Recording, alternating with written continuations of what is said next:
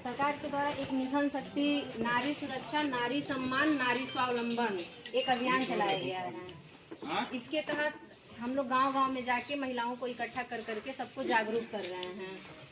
ये नवरात्रि का जो फेज है दुर्गा माता का, इसी में महिलाओं को मतलब सबसे ऊपर स्थान दिया गया है कि जो नवरात्रि चल रहा है, महिलाएं माँ दुर्गा के समान हैं, इनकी सुरक्षा सबसे जरूरी है भी भाई, महिलाओं की सुरक्षा सबसे जरूरी है। प्राचीन काल से प्रताड़ित होते हुए चली आ रही हैं, तभी तो आज मिशन शक्ति जैसा अभियान चलाने की जरूरत पड़ रही है।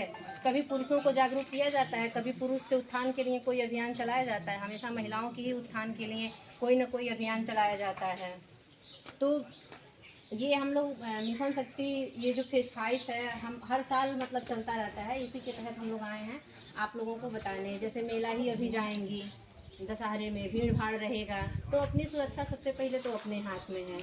और ये जो गहना वहना ज्वेलरी जो भी पहन के जाएंगी, इसकी बहुत ज़्यादा मतलब भीड़ भाड़ में छीनने की संभावनाएं रहती हैं, तो कोशिश करिए आप अगर पहन के जाइए तो उसकी जिम्मेदारी सुरक्षा अपने हाथ में हो, या तो फिर नकली पहन के जाइए।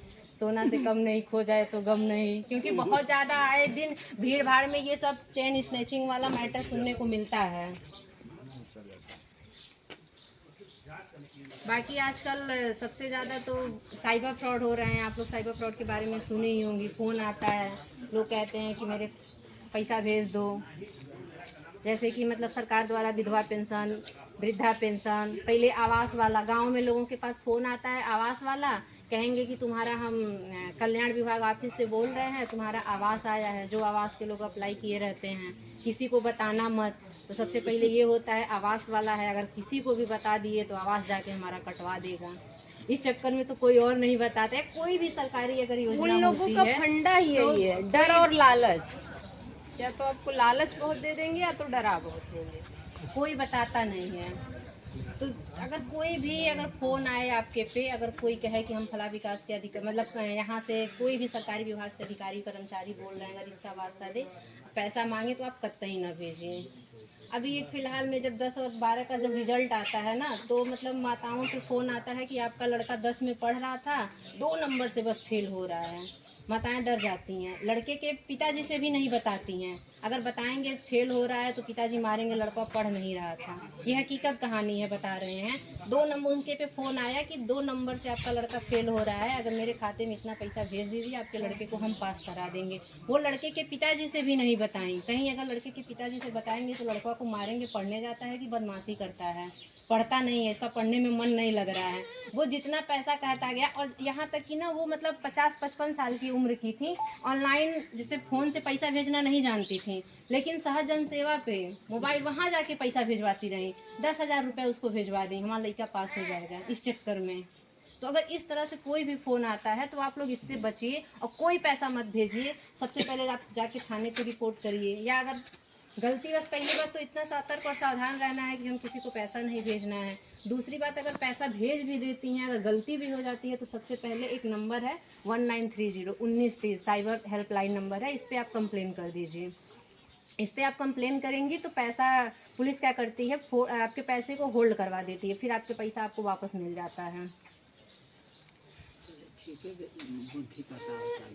और अगर जैसे मतलब मेला वाला भी जा रही हैं अभी, या फिर कहीं भी जा रही हैं, अगर रात के 10 बज जाता है, कोई साधन आपको नहीं मिलता है, आपके घर में कोई ऐसा नहीं है जिसको आप फ़ोन करें आए आपको रिसीव करें, ये सिर्फ महिलाओं के लिए है। रात के 10 बजे के बाद सुबह 6 बजे से पहले अगर आप कहीं जा रही हैं, आपको साधन नहीं मिल रहा है, आप खड़ी हैं, आप 112 पे फ़ोन करिए, 112 वाली गाड़ी आएगी, आपको बैठाएगी, उसमें एक महिला पुलिसकर्मी भी रहेंगी।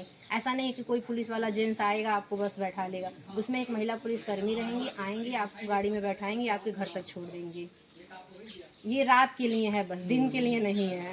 रात के 10 बजे के बाद सुबह 6, ये इसलिए इतनी योजनाएं चलाई गई हैं कि हमारी माताएं हैं, बहन बेटियां हैं, अगर कहीं जा रही हैं तो उन्हें कोई दिक्कत ना, वो आत्मनिर्भर बने।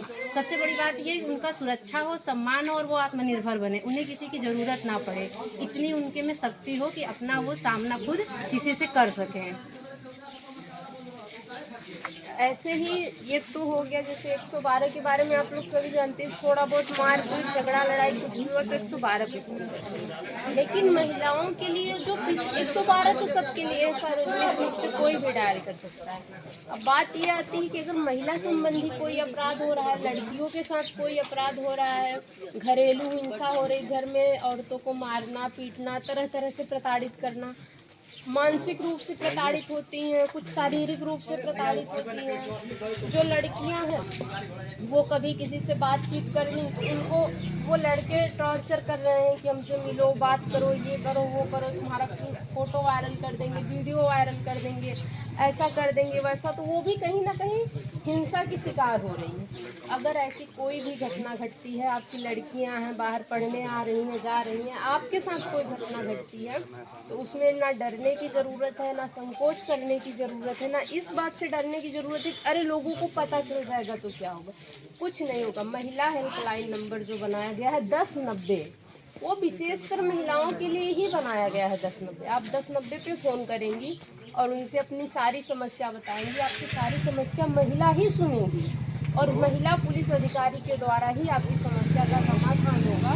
आप उनसे ये भी कह दीजिए कि मैडम हम आपको ये बातें बता रहे हैं, ये किसी को पता ना चले, आपका नाम और पता गोपनीय रखा जाएगा। आप जो भी चीज़ें उन्हें बताएंगी, ये फोन डायरेक्ट लखनऊ हेडक्वार्टर में जाता है, वहाँ से सीधे मैसेज जो थाना प्रभारी होते हैं उनके पास फ़ोन आता है, मैसेज आता है, फिर वो महिला अधिकारी को भेजकर इसका निदान करवाते हैं। आपके विपक्षी का नाम पता सब कुछ रहेगा, लेकिन आपका ना किसी को नाम बताया जाएगा ना पता बताया जाएगा, और आपसे फीडबैक भी लिया जाएगा। वहाँ से डायरेक्ट आपके पास 2 बार 3 बार फ़ोन आएगा कि मैडम आपने जो समस्या बताई थी उसका समाधान हुआ कि नहीं, अभी आप सुरक्षित हैं या नहीं। तो अगर ऐसी कोई भी दिक्कत होती है, मान लेते हैं आपके साथ नहीं हो रही है, लेकिन आपकी जो लड़कियां हैं वो तो बाहर निकल रही हैं, वो स्कूल जा रही हैं, डेली एक ही जगह पर कुछ लड़के उनको मतलब अब शब्द बोल नहीं उनको बोल रहे होता है ना कि लड़कियां जा रही हैं, कभी लड़के गलत शब्दों का प्रयोग करते हैं, आपस में बातचीत करते हैं, हंसते हैं। अगर ऐसा कुछ होता है, वो आती हैं आपसे बताती हैं मम्मी जब हम लोग जाते हैं तभी ये लोग यहाँ पे खड़े रहते हैं। तो आप हम लोग एंटी रोमियो टीम के तहत भी चलते हैं, तो आप अगर हम लोग मिल गए तो उनसे कहिए क्यों हमसे कहें, तो हम उस दिन पहले से ही जाके उस जगह पे खड़े रहेंगे, उन लड़कों को पकड़ेंगे, उनसे पूछेंगे क्यों खड़े हो, क्या काम है। अगर वो गलत पाए जाते हैं तो उनके खिलाफ कार्रवाई भी होगी। अगर ऐसी कोई भी समस्या है 1090 आप सभी को याद होना चाहिए, महिला हेल्पलाइन नंबर। अभी मैडम ने आपको बताया साइबर क्राइम बहुत तेजी से हो रहा है, लोगों के 1-1 लाख 1.5 लाख रुपए कट जा रहे हैं सिर्फ थोड़े से लालच में। और वो लोग लालच क्या देते हैं कि देखिए अभी आपको 1 लाख मिल जाएगा, 2 लाख, और अच्छे खासे पढ़े लिखे लोगों के साथ ये फ्रॉड हो जा रहा है। जरूरी नहीं है कि जो जानकार नहीं है उसके साथ हो रहा है। हाँ, और ये देखिए अभी हम लोग मधुबन में थे कुछ समय पहले, तो वहाँ पे क्या घटना हुई, गांव में औरतें आती थी, पुराने बर्तन ले जाती थी, 2 दिन बाद नए बर्तन देती थी। ऐसे 2 दिन आई 4 दिन आई, जैसे आपके घर आए आपका पुराना लेकिन नया दिया, आप बगल वाली को बताएं, बगल वाली उनको बताएं, ऐसे करते करते 2-3 दिन वो आपका विश्वास जीतेंगी। फिर जब वो आपसे भारी सामान लेके चली जाएंगी, फिर वो जब तीसरे दिन आई तो उन महिलाओं से कहेंगी बहन हम सिर्फ बर्तन नहीं बदलते, गहने भी बदलते हैं। फिर वो उनका पूरा ये जो ये सच्ची घटना आपको बता रहे हैं। मधुबन थाना क्षेत्र के मधुबन आप लोग नाम सुनी होंगी, सच्ची बहू का सारा गहना लेके फरार हो गई है। तो इन सब चीजों से मैंने आपको कहा ना, डर और लालच, ये 2 ऐसी चीज है जो इंसान के साथ बड़ा से बड़ा अपराध इंसान से करवा सकती है और इंसान के साथ बड़ा से बड़ा अपराध हो सकता है। ना कभी लालच में पड़िए, ना अगर आप गलत नहीं है तो आपको डरने की जरूरत नहीं है। कोई आपको धमकी देता है कि तुम्हारे बेटे के साथ ऐसा हो रहा है, पति के साथ, आपकी मदद के लिए, सहयोग के लिए पुलिस है, अन्य विभाग है, बहुत सारे लोग हैं। आप थाने पर आइए, थानों पर महिला हेल्प डेस्क बना है, मिशन शक्ति का कार्यालय बना हुआ है, जन सुनवाई बनी हुई है, आप लोगों के लिए इतनी सारी सुविधाएं हैं। नहीं कुछ हो रहा है तो आप थाने पर जाकर बस ये कहिए कि जो महिला कर्मचारी हैं जो हमारे हलके में हमारे गांव के लिए नियुक्त हैं, आप हमें उनसे मिलवा दीजिए। आप हमारे पास आएंगी, हमसे जितना हो सकेगा हम आपकी मदद करेंगे।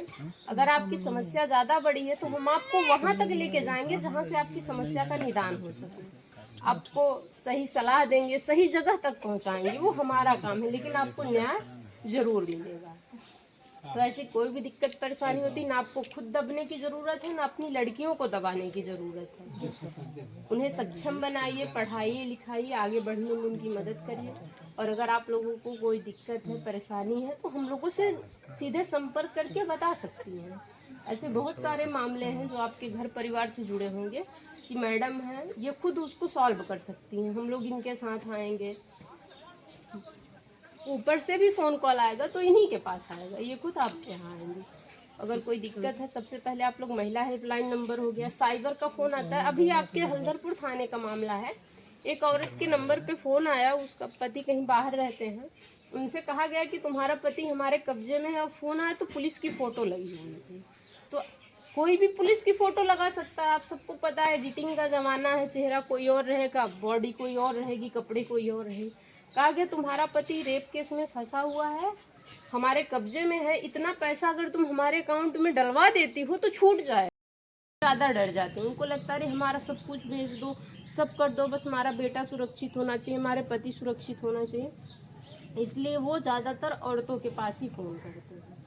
तो इन सब चीज़ों से बचने की बहुत ज़्यादा ज़रूरत है। आप बैंक लोगों से भी को। फ़ोन आता है, कहता है हम बैंक के अधिकारी बोल रहे हैं, हमको OTP चाहिए। एक बात बताइए, अगर आपको कोई भी, सब लोग बैंक में जाती होंगी पैसा निकालने, सबसे पहले तो वहाँ लाइन लगाना पड़ता होगा, 1 घंटा 2 घंटा, फिर फॉर्म भरना पड़ता होगा, फिर कई तरीके के काम, फिर 2-4 घंटा वहाँ बैंक में खड़ा रहने के बाद ही पैसा निकलता है या पैसा जमा होता है। जब हम बैंक में खुद 5 किलोमीटर 10 किलोमीटर चल के बैंक में जाके हमारा काम तत्काल नहीं हो पाता है, तो कोई बैंक का अधिकारी या कर्मचारी घर बैठे आपका फ़ोन करके आपका फ़ोन पे काम कैसे कर देगा?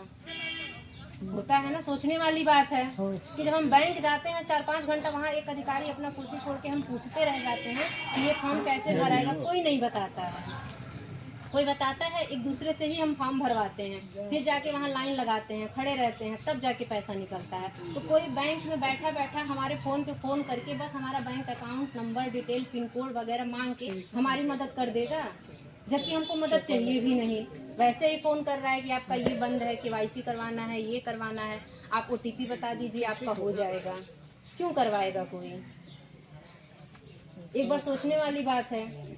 किसी भी विभाग का कोई भी सरकारी कर्मचारी, अधिकारी, कोई भी आपको फ़ोन करके कभी भी आपका पर्सनल डिटेल नहीं मांगता है, ना आपका OTP, ना पिन कोड, ना कुछ नहीं मांगता है। अगर ऐसी फ़ोन आती है तो आप समझ जाइए कि ये फ्रॉड वाला फ़ोन है। नाम बता बेटा। रितु यादव।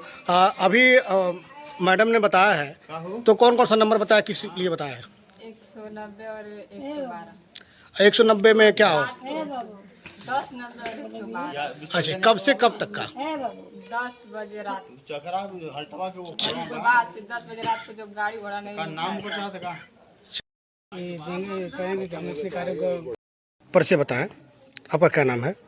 हमारा नाम अयोध्या है। आप इस वक्त कहाँ पे हैं? इस पर हमें काजीपुर हैं। काजीपुर में। अब अभी जो पुलिसकर्मी महिला द्वारा जो अधिकारी हैं, इनसे जो बातें बताई गई हैं महिला सुरक्षा के लिए, तो इन्होंने कौन कौन सा नंबर बताया है? अभी तो भूल गए, तो फिर आगे कैसे आप फेस करेंगे? अभी याद करे थे भूल के। तो ऐसे याद कर लीजिए, अगर महिला हेल्पलाइन नंबर 1090 है, 10 रुपए किसी को उधार दिए हैं, हमको 90 रुपए वापस लेना है। अब याद रहेगा, नहीं भूलेगा। 1090 महिला हेल्पलाइन नंबर। आप अपना नाम बताएं। सुभान। अभी महिला पुलिसकर्मी मैडम ने बताया है कि यदि आपके बच्चे के लिए कोई ऐसी पढ़ाई के सिस्टम में होता है तो उसमें क्या करना चाहिए आपको? कोई आपको कॉल आता है कि नहीं आपका बच्चा फेल हो रहा है, ऐसा हुआ?